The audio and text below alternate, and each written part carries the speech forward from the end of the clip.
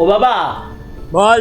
বলছি আমার বিয়ে দিয়ে দাও না, আমাদের পাশের পাড়ার মাম্পিকে না আমার খুব পছন্দ হয়েছে, বিয়ে দিয়ে দাও না আমার।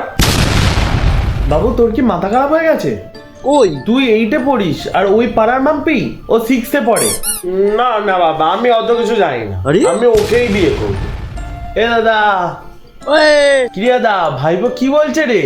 সত্যি বিয়ে টিয়ে করবে নাকি? সেই একটা সময় ছিল যখন বিদ্যাসাগর বাল্য বিবাহ রোধ করেছিল, বাচ্চা বাচ্চা ছেলে মেয়েদের কোনো কষ্ট ছিল না। আর এখনকার ছেলে মেয়েগুলোকে দেখ, সবাই একটা ডেপো তৈরি হচ্ছে এক একটা। বাবার মতো বিয়ে করবে যে খাওয়াবে কি বউকে? যত সব। তুমি আছো কি করতে? তুমি খাওয়াবে। বাবার মুখে মুখে তর্ক।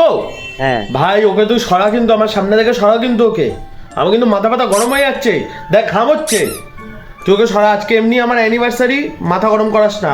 ওর মা যেন আজকে কোনো চিল্লামিল্লি না করে, আমি তোদেরকে বলে দিচ্ছি। আরে দাদা কংগ্রাচুলেশন, তাহলে তোদের কততম অ্যানিভার্সারি তাহলে? হ্যাঁ হ্যাঁ, থ্যাংক ইউ। আরে বলিস না, আমাদের হচ্ছে 13তম অ্যানিভার্সারি। বাহ বাহ, এত বছর হয়ে গেছে। হ্যাঁ তা এখন তোর বয়সটা কত?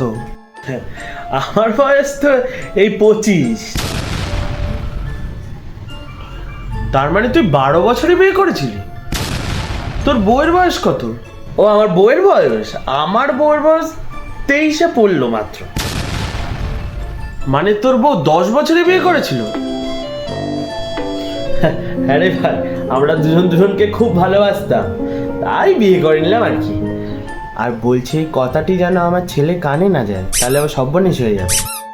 যেমন বাপ তার তেমন ছেলে, নিজেকে করে বেরিয়েছিস, আবার নিজের ছেলেকে বলছিস ঠাড় কি?